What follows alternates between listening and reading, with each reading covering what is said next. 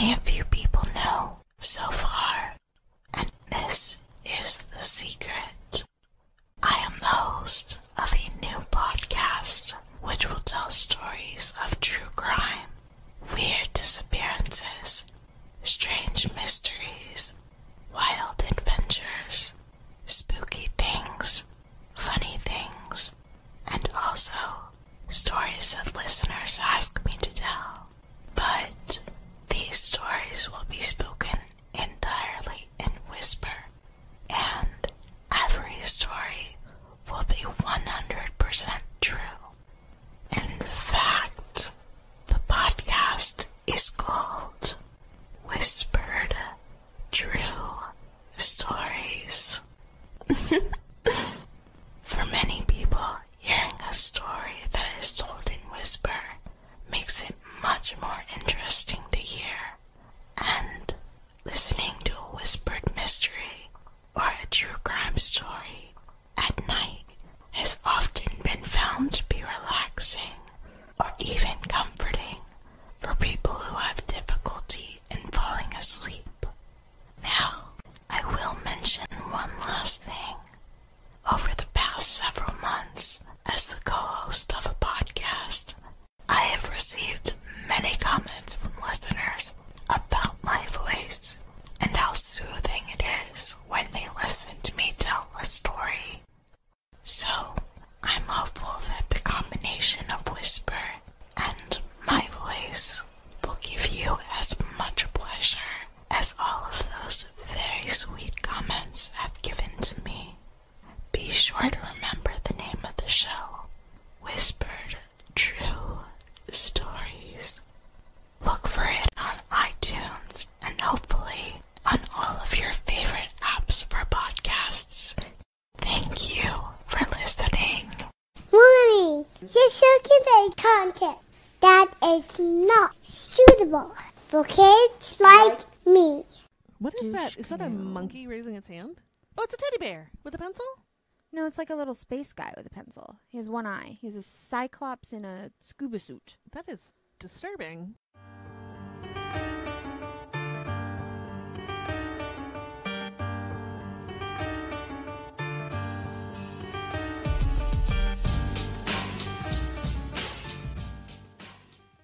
Welcome to Crime Crazy, the weekly true crime podcast with Aaron Pleim, And Diana Seacon, where we prove that we know nothing about our legal system. but we're still crazy for a good true crime story. Also, it's Christmas. It's not even Thanksgiving.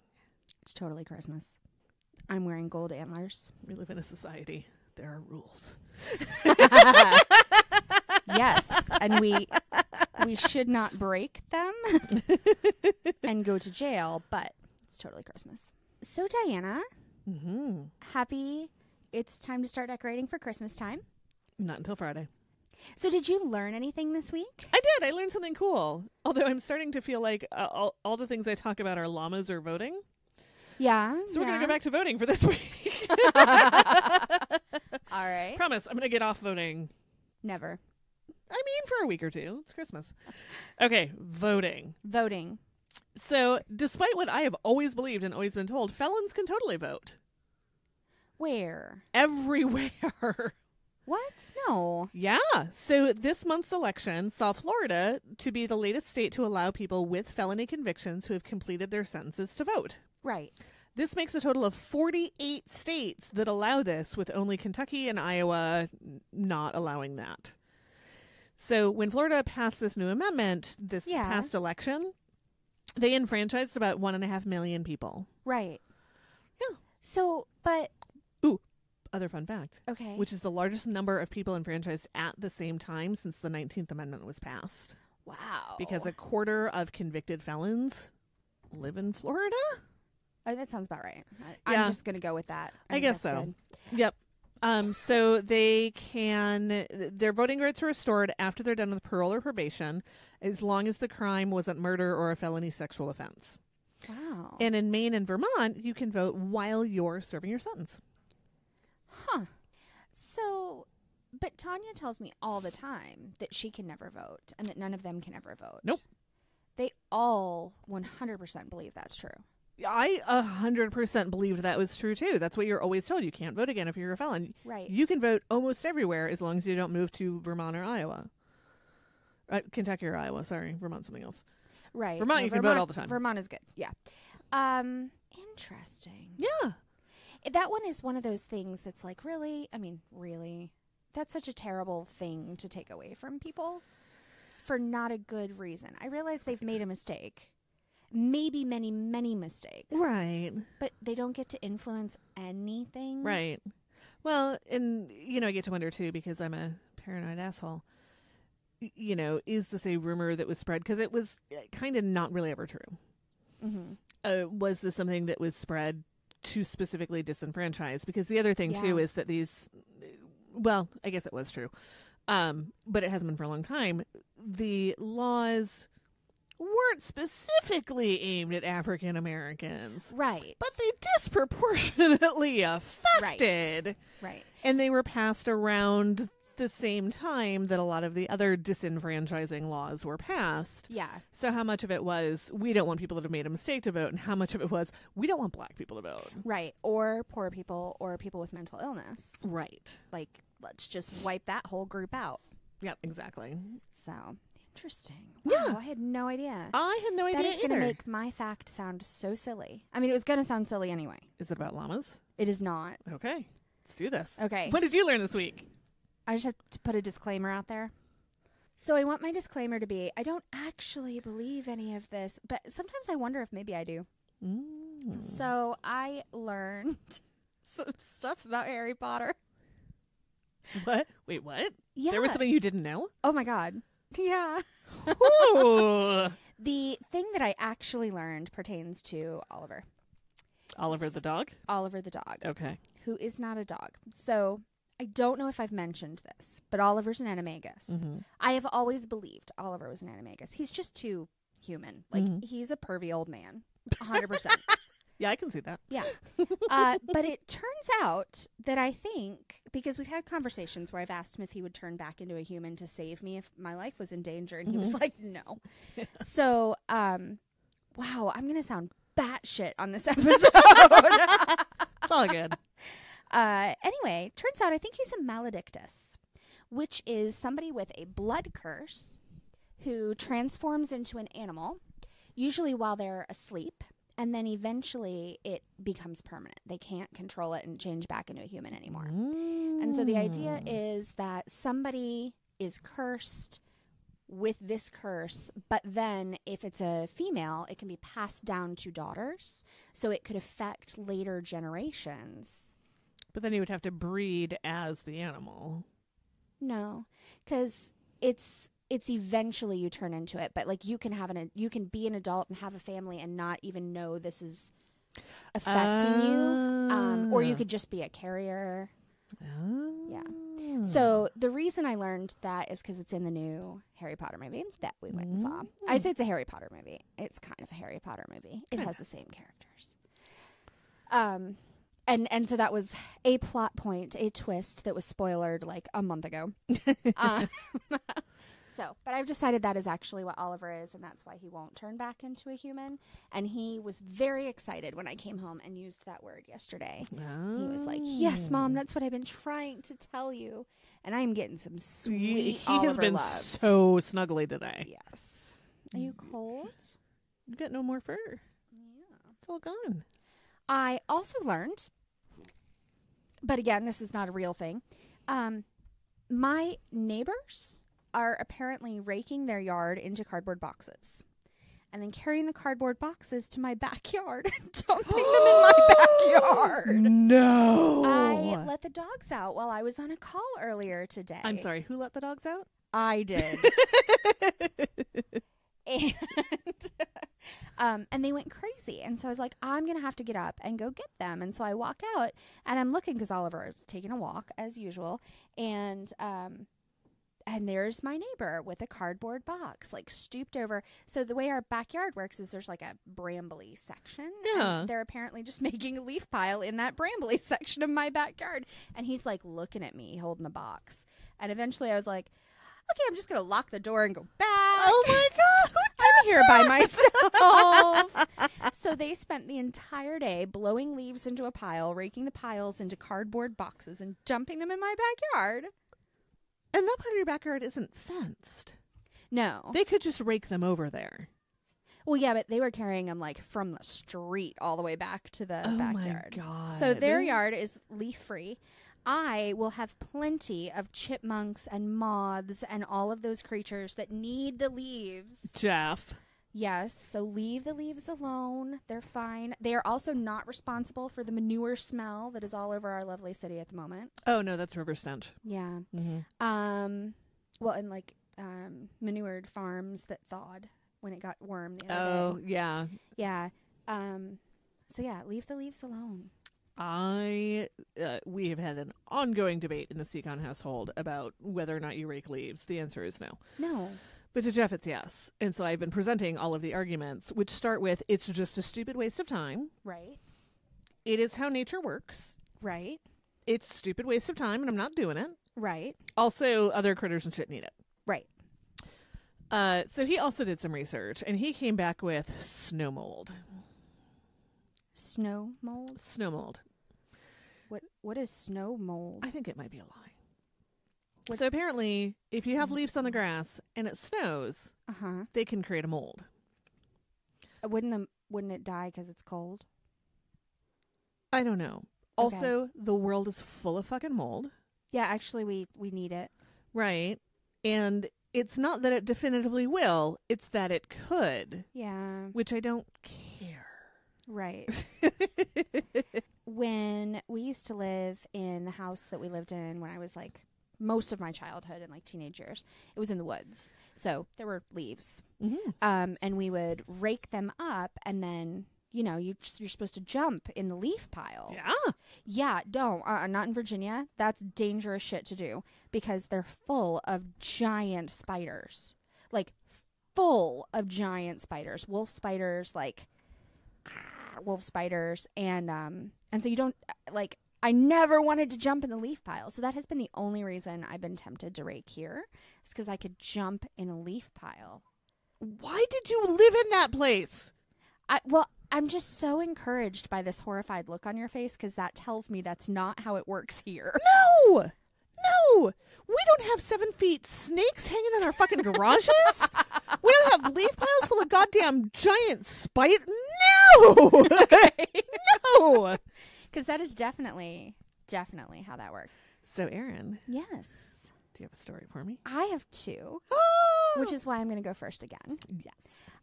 So here was my struggle, is I found 2 stories. Mein Kampf. Right. Neither of them were very detailed. Like, they're just sort of lacking on detail. Good stories, not a lot of detail, so very short. Also, both of them need to be told in this episode specifically. Okay.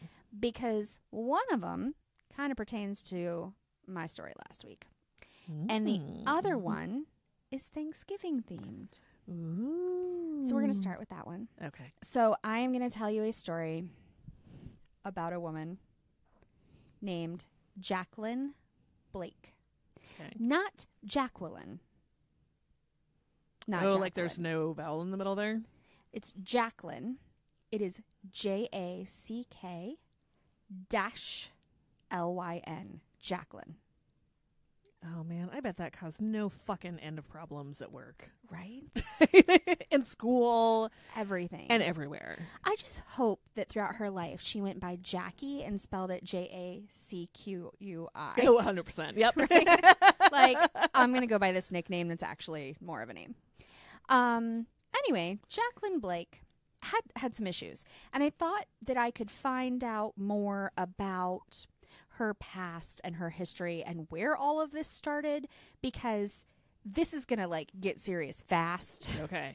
But I couldn't. I didn't find anything about her except this insane incident. Wow. So she was 47 years old, right? Like a fucking adult. She lived, right. Well, lived in Pennsylvania. I have no idea where she is now. And in 2014, on Thanksgiving, she had a really big fight with her boyfriend.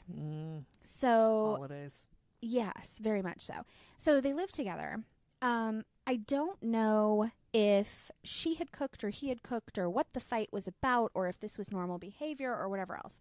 But it was so upsetting and it was such a huge fight that she got really drunk and then went to go sleep it off. Okay. So everything is prepared. She's like, I'm going to go take a nap and cool off and, you know, not be so drunk. And then we can eat dinner. But boyfriend got a little peckish and decided he would start eating Thanksgiving dinner before she woke up. Oh, maybe he was mad. Maybe it was revenge. Maybe he thought she was out for the night. Maybe he was the one that did all the cooking. Whatever the case was, he sat down and started eating the turkey without her.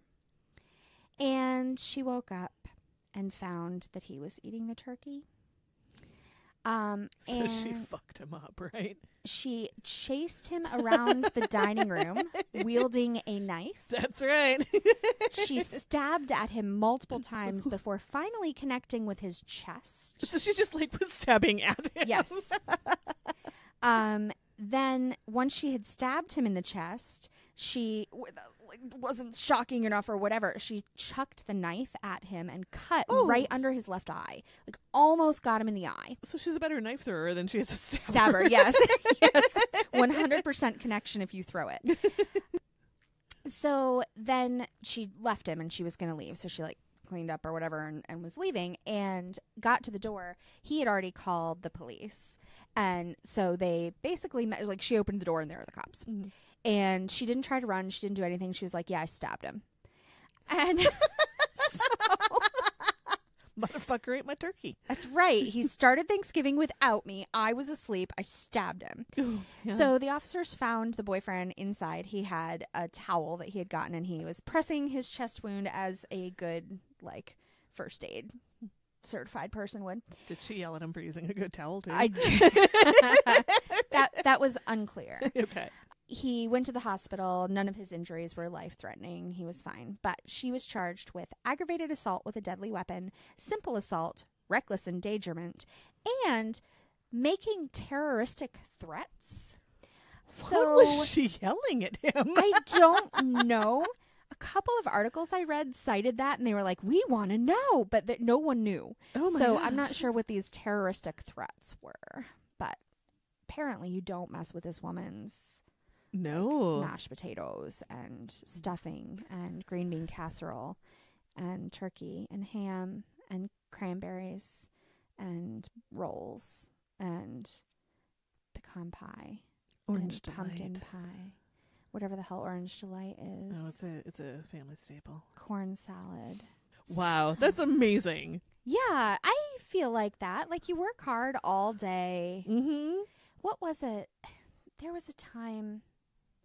There was a specific time. I know it's happened more than once, but like I made something for dinner, and I think it involved the crock pot because it wasn't there when it finished. I was like out for some reason. I went shopping or whatever, and so I was going to get home. By the time I got home, they had eaten like almost all of it, and there were a ton of dirty dishes everywhere, but like no good food left for me. And I cooked it, so I get it, and I love my family. I'm assuming that she was a little less, certain about that fact. Or was she just more drunk than you were at the time?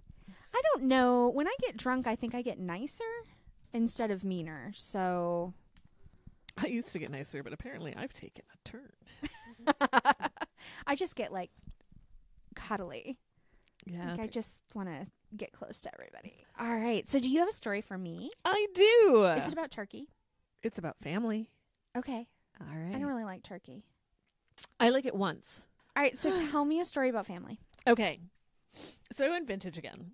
Awesome.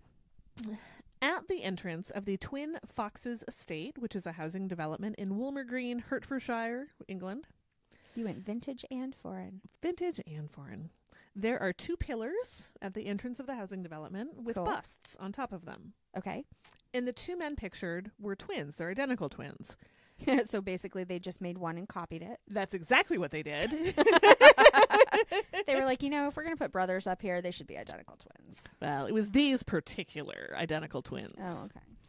So the 2 men on the pillars are Ebenezer Albert Fox and Albert Ebenezer Fox. No. 100%. All the time, I'm like, an unnamed so-and-so, and every single time you say, was it because he didn't have a name? His parents just couldn't be bothered? In that case, the parents totally just couldn't be bothered. Oh, no, there are specific reasons. We'll get there. Laziness. So the Fox twins weren't honored in this fashion because they were prominent citizens or scholars or men of note. They were notorious poachers. What? Yep. And the things that they did to try to get away with their many, many, many crimes helped solidify one of the forensic facts that we take for granted today. Okay. All right. So Ebenezer and Albert were born in 1857 in Simmons Green, Stevenage. Okay. They were named after the Ebenezer Chapel on Albert Street. Wow. Because their father was both a devout supporter and a lay preacher of that church. Their father was named Henry. And I feel like that's actually more lazy than what I was thinking. Right. Like, not only did you not come up with two separate names, but you just named it after where he worked. Well, he didn't work there. He was just hung out there. Wow, okay. He was actually kind of a farmer. He had a small holding, which is a farm of about 10 acres. Okay. So, a little farm. Yeah, and their mother, Charlotte, was a straw pleater. Like making baskets and rugs and stuff? Yes! I had to look that up. Oh. So I'm like, she just braided straw? What do you do with that? Why Oh, would yeah, you like do hats that? and shit. So the twins were so identical that even their parents couldn't really tell them apart. Which didn't matter because they gave them the same name. Right. They might as well It be the didn't same matter. person. So Charlotte would tie red and blue ribbons to them or make them sit in assigned chairs. However, at least once when they were really little, their father may or may not have mixed up the ribbons, so they never really knew who was who anyway. When they were older, they liked to switch their ribbons or their chairs to get out of trouble with their mom. Right. And by their adult years, there was only one reliable way to tell them apart. Ebenezer had the marks of 5 cuts on his left wrist, and Albert had 4 on his right wrist. Okay. That was it. That was the only way you could tell them apart. Wow. So, despite their fairly respectable family background, they embarked on a life of crime. Of course. Their crime of choice was poaching. And by the time they were 11, they were setting traps and snares for animals. At 13, they'd acquired their first gun by stealing it. Of course. Yep. They were actually charged for that one, but the judge threw it out because he didn't think that such young boys could do such a thing. Oh, But that they were judge is so dumb. Right. But then they were caught again the next month, and they were fined 10 shillings. Okay. And this was just the beginning. Together, the twin foxes, as they were known, amassed about 200 convictions between them. Holy smokes. 120 for Albert and 80 for Ebenezer. Albert is not as fast of a runner as Ebenezer. Well, we don't know that. So most of this was little shit. Little assault, a lot of poaching.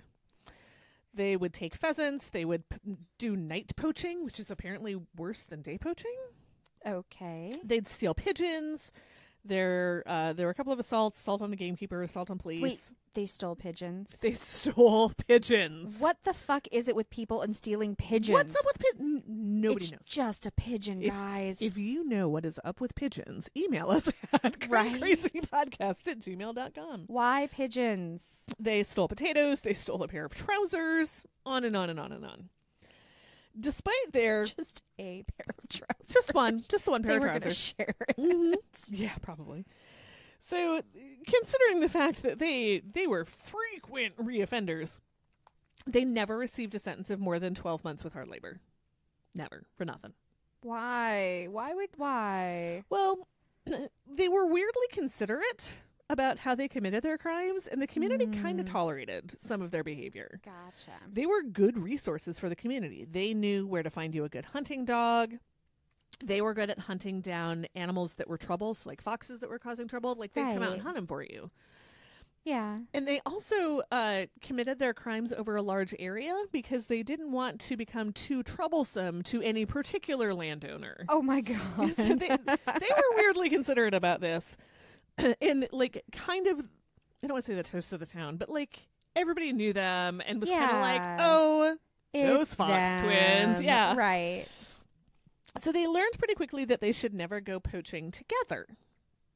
If one of them was caught, it was really easy to confuse the police about who they had. Yeah. They'd provide alibis for each other. And even in court, they'd just call each other by the wrong names until everybody just fucking gave up. Right. They got disgusted. It was over. And sometimes the wrong brother was convicted, but they figured, it all comes out in the wash because he'll get convicted wrongly the next time. I was telling Jeff about this while we were having lunch today, and I said, I feel like they felt about convictions like I feel about traffic tickets. I don't have nearly as many as I should, so every time I get one, I make no fuss. I just fucking pay it. Well, right. Even if that particular time you weren't really Even doing if I didn't deserve it that time, I'm still going to pay it because I definitely have deserved it other times. Right, yes. So I wonder if it would have been a good strategy to choose one brother who was always in trouble, so he has a really shitty record, and then the other brother is the angel, so you could always get off clear. Yeah, maybe. Although I don't know what that would have benefited from. I don't know. It just seems like that's how they should have played it. Yeah, that would have been fun. Pile up all the negatives against one person. Right. And apparently also once they made it to court, it was a pretty good time. Oh, yeah, I bet. Ebenezer was a pretty quiet guy, but Albert was, quote, an outrageous comic. Nice. And they'd make up crazy excuses for the court. One time, Ebenezer said that he'd been out in the woods that night to practice his hymn singing. Oh. And reached into his pocket and pulled out a hymnal along with a bunch of pheasant feathers. Whoops. Every once in a while, they'd go straight. They'd work as builders. Mm-hmm. But then jobs would dry up and they'd be out of money, so they'd go back to their old shenanigans. Yeah. And here again, they became notable because they became the first prisoners to be incarcerated within the walls that they had built.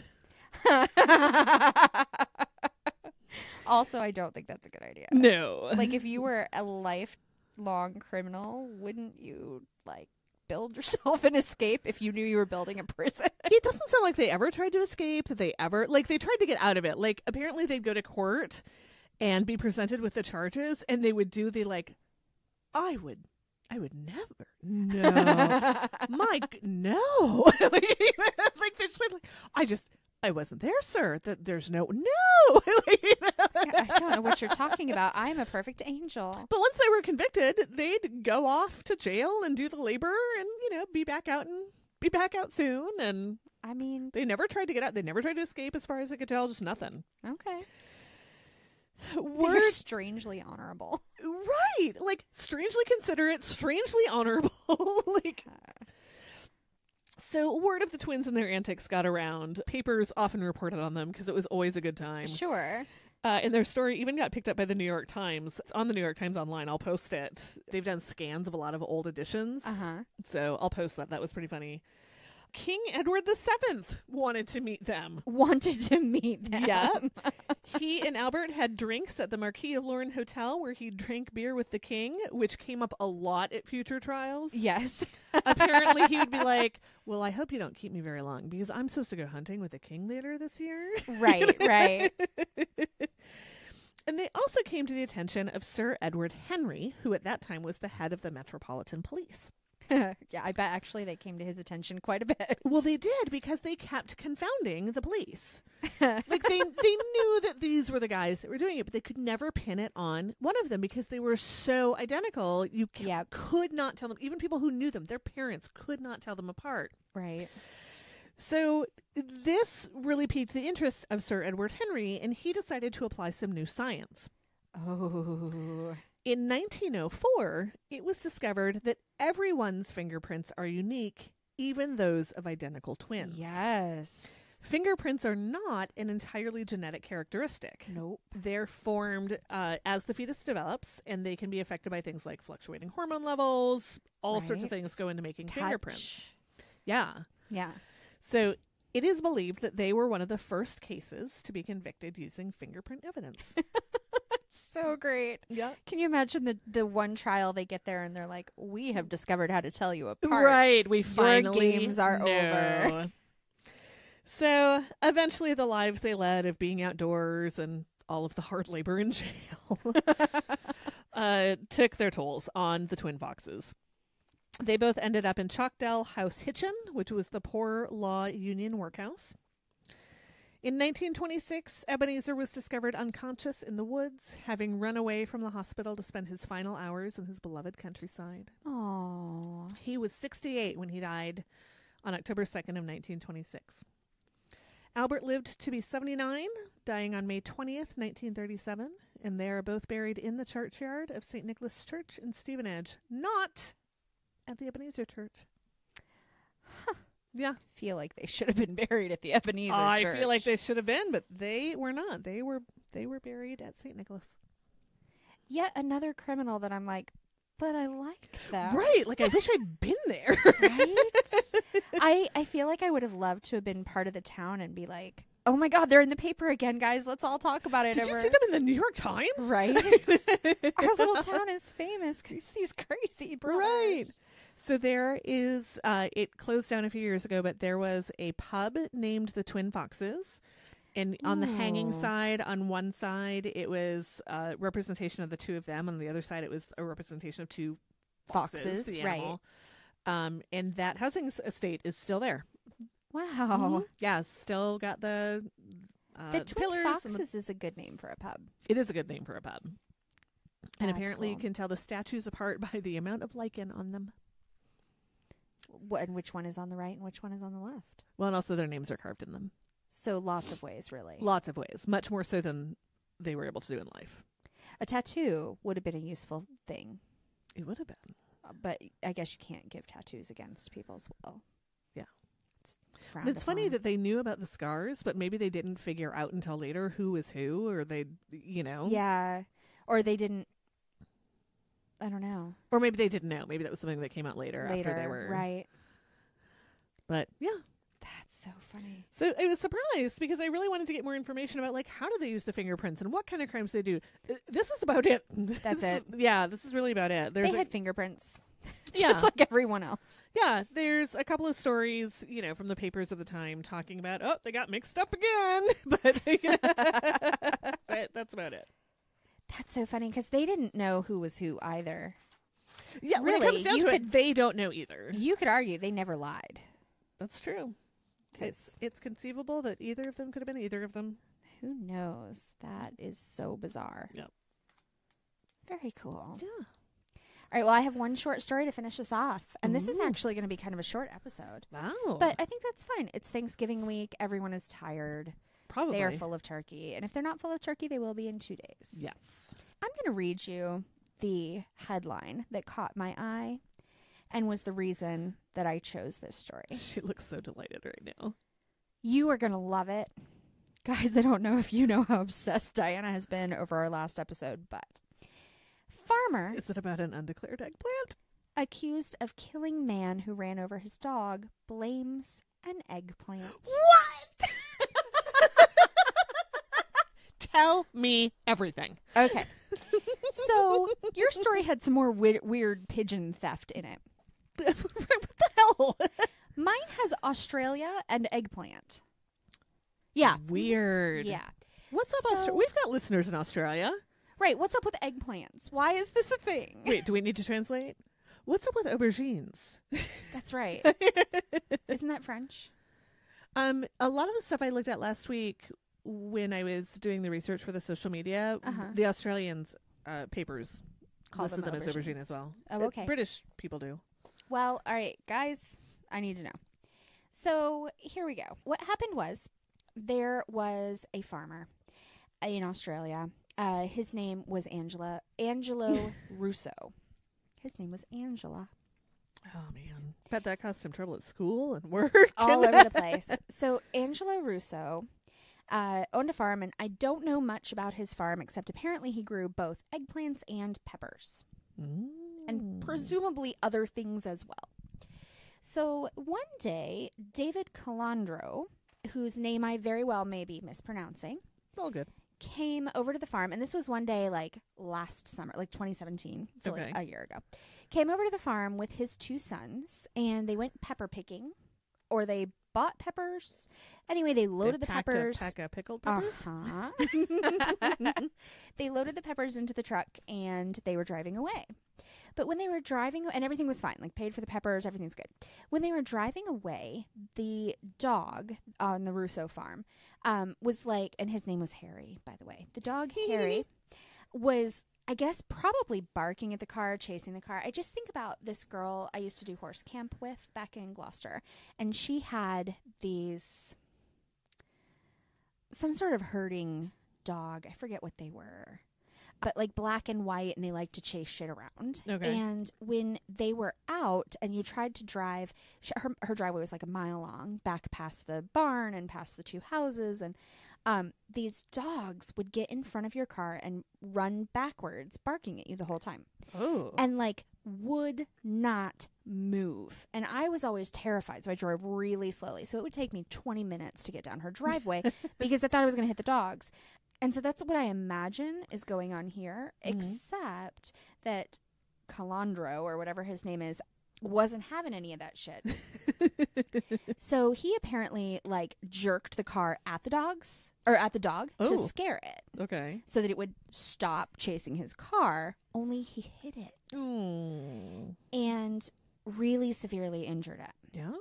So he drove off with his kids and Just left the dog?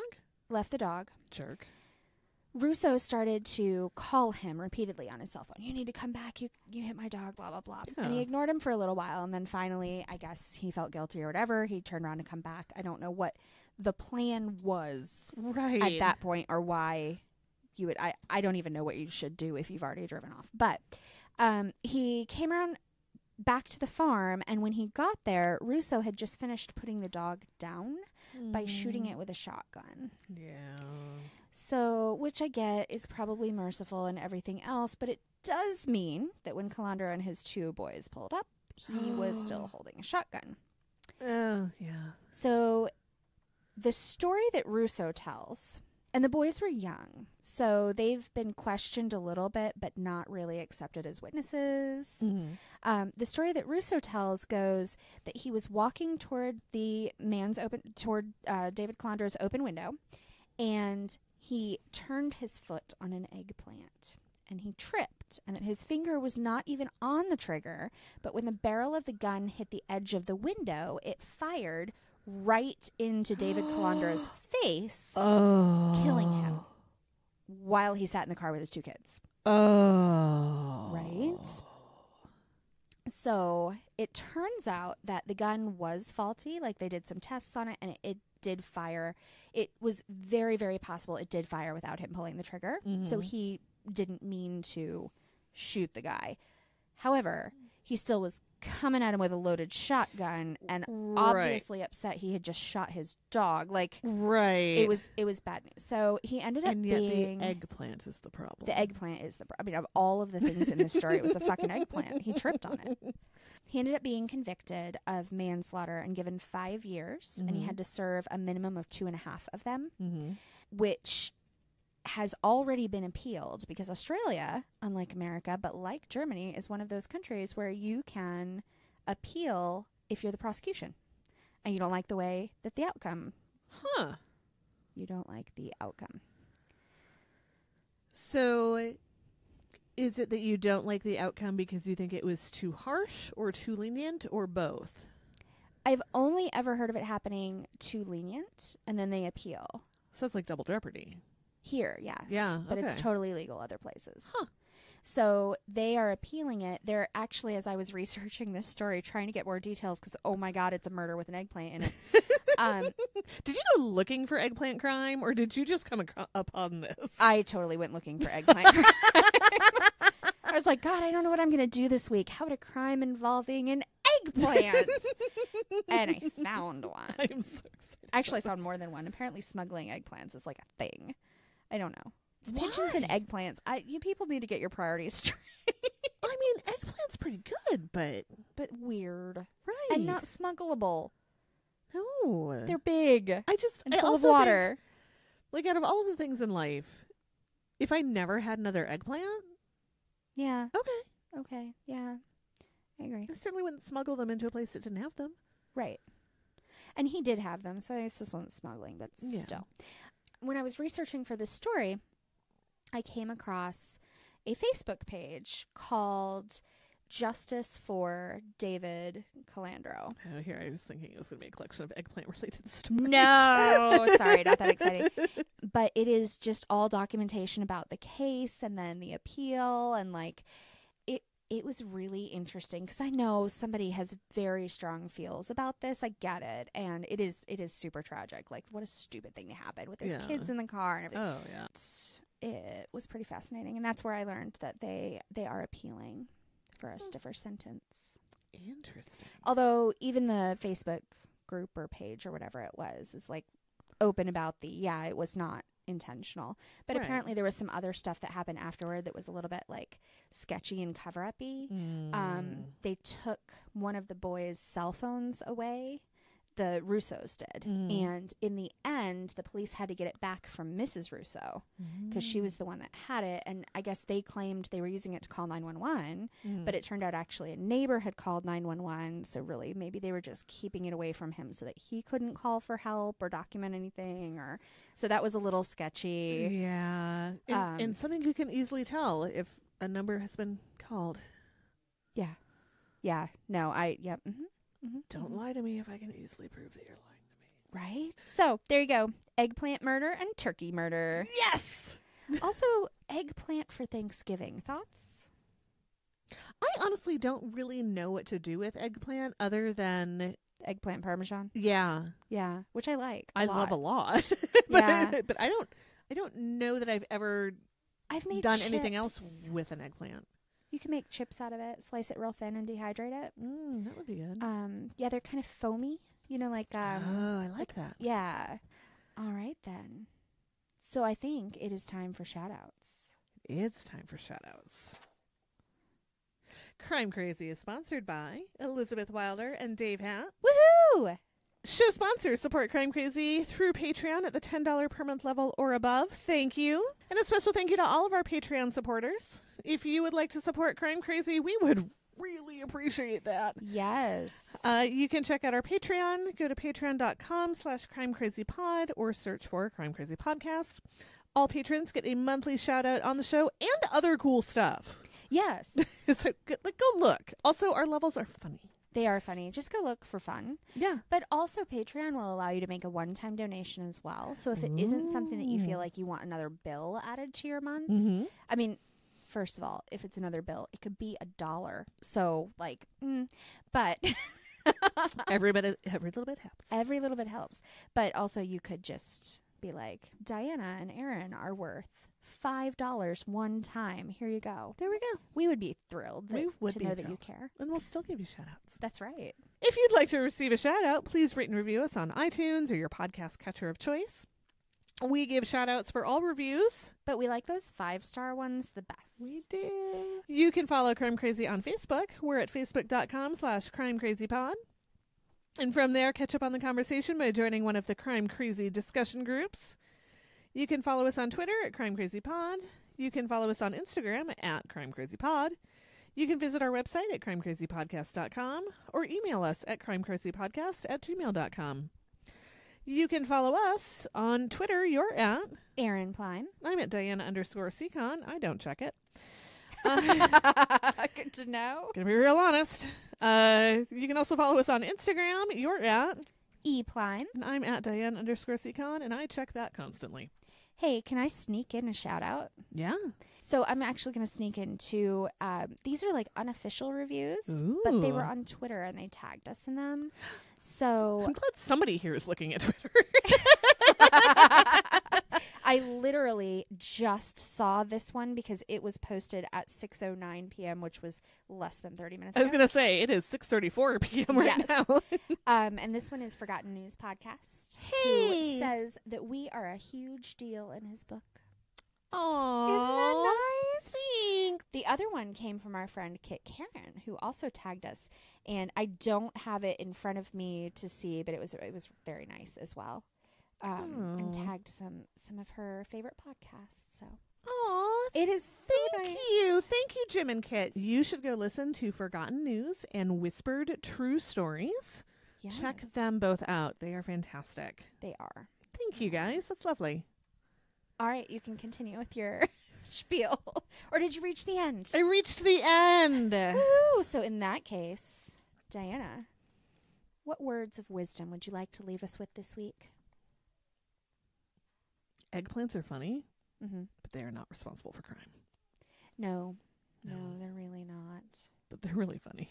They are really funny. And I just have this permanent image right now of an eggplant down somebody's pants. Like, Oh, yeah. it is stuck in my head. I will forever think of nothing else. Well, so they have the pictures of the pigeons around his ankles. Yeah. Where's the rest of it? Yeah. We know there was... Come on. Well, I have seen pictures of the money belt, but not on him. Right. So, and how that was packed. And I've seen pictures of the vitamin bottle with the Which was eggs a in it. much larger vitamin bottle than I thought it was. Those looked like they were they were decent sized eggs. They weren't like chicken eggs, Right. but they were bigger eggs. Yeah. They weren't like sparrow eggs. Or No. something super They tiny. were they were a reasonable sized egg. I wonder if they were pigeon eggs. They were unidentified. I specifically went looking for that in a bunch of places where like we don't know what kind of eggs they are Weird. because they just had not. I don't know. I guess that it probably matters legally what kind of eggs they are. Yeah. And so they didn't want to just say they were whatever. Like I suppose maybe they wanted to like actually make sure. Yep. I also liked somebody's comment online, which was like, eggs and live pigeons. 2 eggs and why not just 4 eggs? Right. Like, grow them yourself. So much easier if you just had 4 eggs. Oh, was man. Also, this is not advice. No, it is. You should do this. Go Google undeclared eggplant Oh my God, Diana's so excited about this. because we're the number 1 hit. And 2 and 3 and 4 and not 5, but 6 and 7 and then 8 is the original article who actually coined the phrase undeclared eggplant, which is CNN. I'm so proud right now. Our logo is the number 1 Google Images hit for undeclared eggplant. Yes. Followed by a couple things, and then one of them is the photo of the birds. Oh my God. I'm so fucking delighted by this whole thing. It's the most bizarre thing for us to be like not at all famous for, but famous for. I know. I don't know why that phrase has just struck me as Yeah. so funny. It's awesome. Yep. It's awesome. Yeah. Call your people. Call your people. Double check on them. It's the holidays. Everyone needs an extra call. Yes. And don't end up on next week's episode.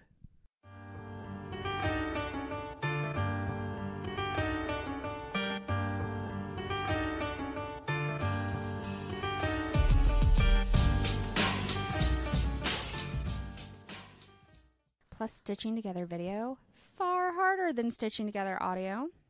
Because people move and shit. God damn it. Right? Bunch of assholes. Right? Audio, I can make you say anything. I am now concerned about this. You should be. All right. Promise, I'm going to get off voting. Never. I mean, for a week or 2. It's Christmas. Hmm. Oh, man, I just admitted that into a microphone, didn't Yeah, I? you did. Oh! You said it. When I said I can make Diana say anything, I thought I was going to have to like edit the sound, but it turns out she just says it. Christmas now. Right, right. It is Christmas. Christmas. Right. So at work, we're getting a giant green wreath behind the front Ooh. desk. Oh, So you cool. know the logo that's behind the front desk. Yeah. It goes way around that. It even goes and touches both windows. Oh, wow. But it is just greenery. Nothing else on it. And I have been explicitly told I am not allowed to put rats in it. So I bought some red felt. And I'm going to cut rats out of it. Well, I really want the disclaimer to be, no, he's burping. Oh. Yeah.